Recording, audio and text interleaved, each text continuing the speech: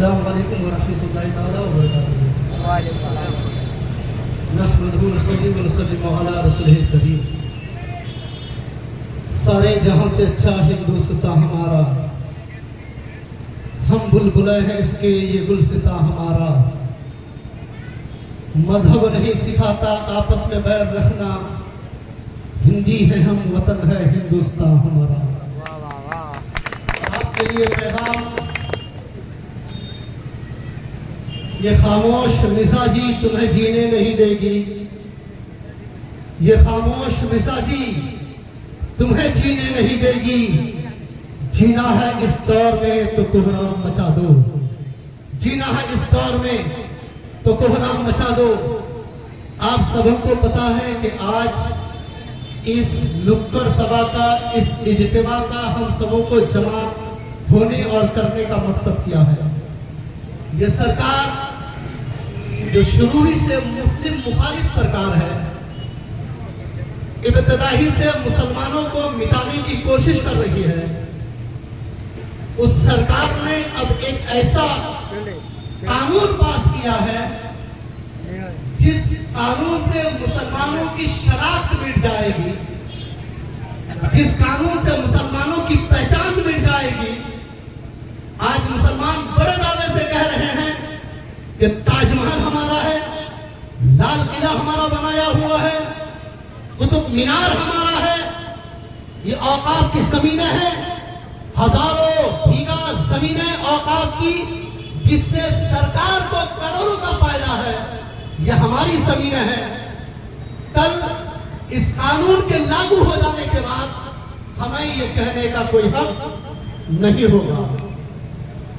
इस सरकार ने शुरू ही से मुसलमानों के खिलाफ ऐसे ऐसे कानून नाफिज किए कि मुसलमान कुछ तड़प के रह गए। जिन्होंने कोशिश की आगे बढ़ने की, हमारे ही लोग उसको दबाने में लग गए। आज बात यहां तक आ गई है कि हमारी जमीन, हमारी कब्रिस्तान, हमारी मसाजिद, हमारे मदारिस को छीनने तक की बात आ गई है। एक छोटा सा किस्सा और अपनी हकीकत कि जो आदमी सोच लिया हो कि आपको मारना है, वो आपको मार के रहेगा, चाहे आप उसकी बात माने या ना माने। उसका असल मकसद यह है कि मुसलमानों को मिटा देना है, उसका असल मकसद यह है कि मुसलमानों को परेशान करना है। एक मुर्गा है, मुर्गा मालिक है उसका, दोनों में बड़ी दोस्ती है, मुर्गा और मालिक में। एक दिन मालिक के दिल में ख्याल आया कि इस मुर्गे को ज़बह करके खा लेना है, लेकिन चूंकि दोस्ती है डायरेक्ट ज़बह नहीं कर सकते, वरना गद्दार कहलाएंगे, वरना बेवफा कहलाएंगे, दोस्ती घात करने वाला कहलाएंगे। उसने पाबंदी क्या लगाई मुर्गे पर, फितरत के मुताबिक कि तुम जो रोजाना सुबह सुबह भाग देते हो ना, लोगों को जगाते हो, ये आवाज लगाना बंद कर दो, नहीं तो तुम्हें मार दिया जाएगा, तुम्हें ज़बह कर दिया जाएगा।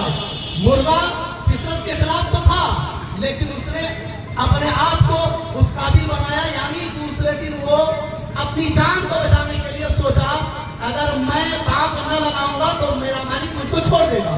उसने बाग लगाना छोड़ दिया। मालिक दूसरे दिन देखा कि मुर्गा बाग लगाना बंद कर दिया है, अब कैसे ज़बह किया जाए, तो फिर एक नई बात कह दी कि तुम जो ये फड़फड़ा रहे हो ना, इससे भी बात आ जाना है। तुम्हारे फड़ के फड़फड़ाने से भी मुझको तकलीफ होती है, तुम्हारे फड़ के आवाज से भी मुझको तकलीफ होती है। अगर तुमने परों को फड़फड़ाया तो तुमको ज़बह कर दिया जाएगा। उस मुर्गे ने सोचा जान को बचाना है, उसने परों को भी फड़फड़ाना बंद कर दिया। अब मालिक ने सोचा अब कैसे ज़बह करे, इसने तो ये बात भी मान ली। फिर उसने कहा कि तुम जो अपनी गर्दन को लंबी कर देते हो ना थोड़ी थोड़ी, ये भी बंद कर देना है, ये भी लोग, इससे भी रुक जाना है। अब मुर्गा जान बचानी है, वो सोचा मेरा मालिक ये बात मान जाऊंगा तो मेरा मालिक मेरी जान को बख्श देगा और मुझे ज़बह नहीं करेगा। उसने कहा मैं ऐसा ही करूंगा। उस मुर्गा ने तीसरे दिन अपनी गर्दन को उठाना भी बंद कर दिया। जब मालिक हर तरह से मायूस हो गया कि ये तो सब बात मानते जा रहा है, मानते जा रहा है, लेकिन इसको ज़बह करना तो है, खाना मुझको है, फिर अब कौन सी बात करूं। मालिक ने एक ऐसा कानून नाफिज कर दिया, एक ऐसी बात कह दी जो मुर्गे के फितरत के खिलाफ है। मुर्गे से मालिक ने कहा कि भी देना है, कल सुबह से तुमको अंडा भी देना है।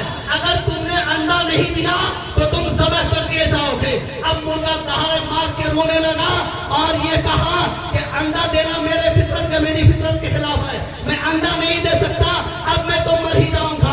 पूछने वाले ने पूछा, अरे मुर्गा बता तू रो क्यों रहा है?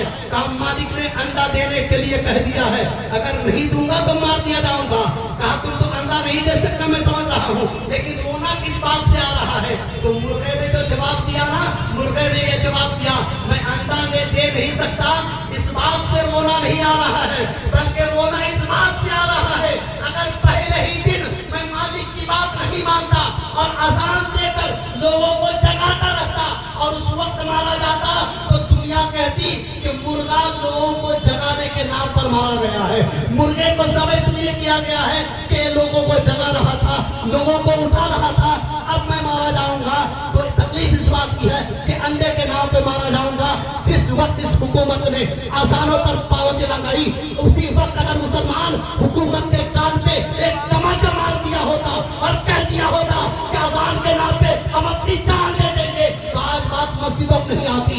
अगर जब हुकूमत माइक की बात की होती कि तुम्हारे प्रोग्राम में 10-10 घंटे माइक चलते रहेंगे, ऐ कुत्तों, हमारे 2 मिनट की आजान से तुमको तकलीफ हो रही है, हम बर्दाश्त नहीं करेंगे, एक हुकूमत घुटने पर आ जाती।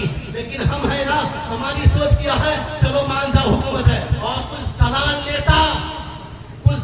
नेता आज भी ये बनाने की कोशिश कर रहे हैं कि ये बिल जो मुसलमानों के मुकम्मल खिलाफ है, कुछ दलाल नेता पैसा लेकर आज सोशल मीडिया में आके बनाने की कोशिश कर रहा है कि ये बिल मुसलमानों के मुवाफिक है, मुसलमानों के फायदे के लिए है, जिसने अपनी बहन बेटी की इज्जत बेच दी। ऐसे नेता आके फेसबुक और व्हाट्सएप पे कह रहे हैं।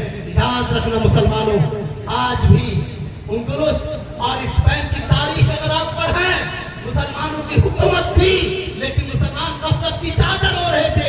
वहां धीरे धीरे मदारिस और मसाजिद पर पाबंदी लगाई गई और आज हाल यह है कि वहां कोई मुसलमान नजर नहीं आता, अल्लाह का नाम लेने वाला नजर नहीं आता।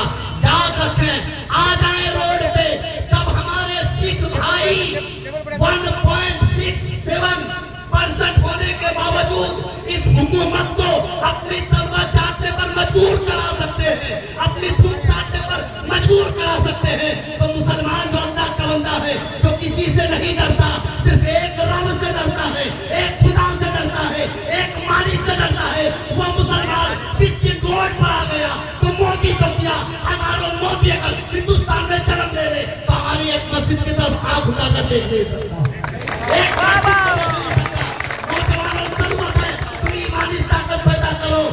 मोबाइल में मुजरा देखकर, मोबाइल में तुम क्या कहते हैं टीवी देखकर, मोबाइल में शॉर्ट वीडियो देखकर, इंस्टाग्राम देखकर अपनी जवानी को बर्बाद मत करो।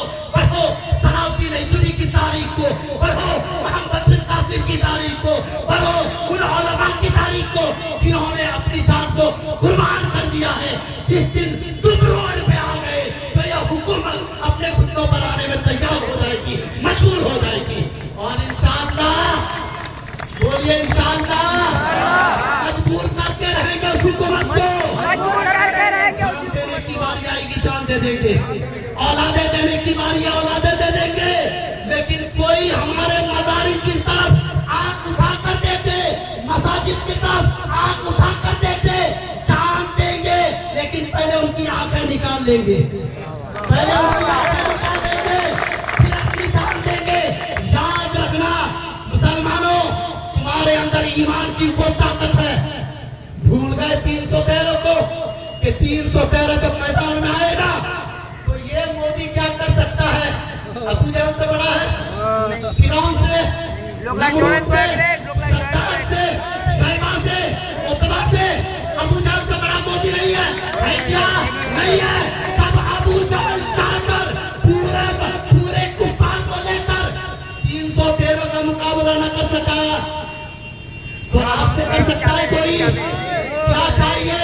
वला तहनु, कुरान ने ऐलान कर दिया है, वला तहनु वला तहजनु व अंतुम अलआलौना इन कुंतुम मुमिनीन।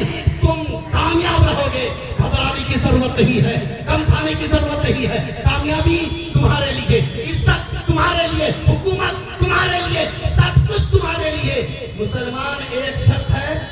अपने दिल में ईमान पैदा कर ले, सच्चा मुसलमान हो जाओ, पक्का मुसलमान हो जाओ।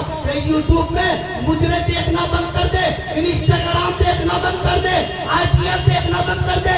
यूट्यूब में सलाहुद्दीन अय्यूबी की तारीख को पढ़ ले, मोहम्मद बिन कासिम की तारीख को पढ़ ले, मोती से दहलवी की तारीख को पढ़ ले, मोती से बरेलवी की तारीख को पढ़ ले।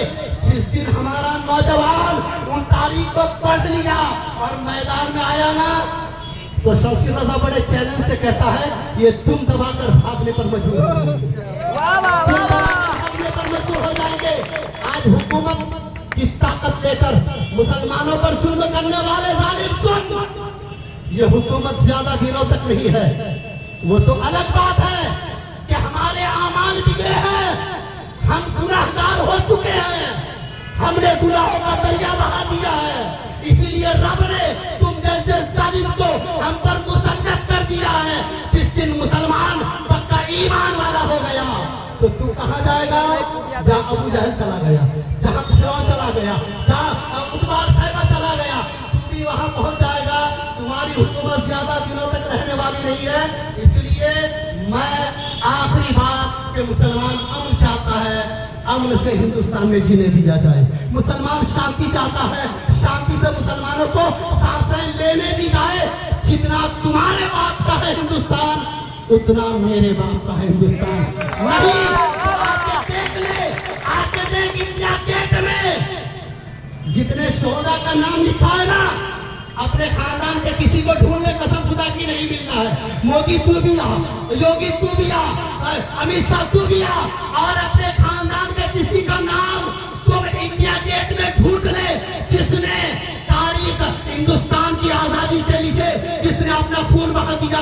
नहीं मिलना है, मिलेगा तो किसी अब्दुल का बाप मिलेगा, मिलेगा तो किसी मुस्लिम का बाप मिलेगा, मिलेगा तो किसी आदिल का बाप मिलेगा, मिलेगा तो कोई मुसलमान मिलेगा। इसलिए मुसलमानों खड़े होने की जरूरत है, आगे आने की जरूरत है। आज की ये महफिल 20 तारीख को जो मीटिंग है या 20 तारीख को जो रैली है या इजलास है, किशनगंज में इजलास है, रैली नहीं है, इजलास है, रैली नहीं है। वहाँ जलसा ही होना है, वक्त के ताल्लुक से आपको बताना है तमामों को। इसलिए आप पर इस वक्त आपका फरीजा है, आप पर वाजिब है कि आपकी चाय एक इन जमीन के लिए झगड़ा हो जाता तो मार करने पर उतर आते हैं यार। पड़ोसी में एक हाथ जमीन के लिए बंदा एक दूसरे का सर फोड़ देता है, एक दूसरे को न जाने का हॉस्पिटल पहुंचा देता है। यहाँ तो हजारों एकड़ जमीन की बात है, इस्लाम की बात है, शरीयत की बात है, दीन की बात है, अल्लाह और उसके रसूल की बात है। जब एक इंच अपनी जमीन के नीचे हम सब कुछ कर सकते हैं तो हाथ उठा के बताए अल्लाह और उसके रसूल की जमीन के लिए हम नहीं कर सकते? बोलिए, नहीं कर सकते? जाएंगे इंशाअल्लाह, 20 तारीख को जाएंगे, खुद भी जाएंगे और अपने 10, 20, 100 दोस्तों अहबाब को लेकर इंशाअल्लाह किशनगंज पहुंचेंगे इंशाअल्लाह। मजहब नहीं सिखाता, आपस में बैर रखना, हिंदी है हम वतन है, हिंदुस्तान हमारा सारे जहां से अच्छा, हिंदुस्तान हमारा हम बुलबुल है इसके, ये गुलसिता हमारा। और सब मिल के शेर पर है ये खामोश मिजाजी, खामोश मिजाजी, खामोश मिजाजी, खामोश मिजाजी।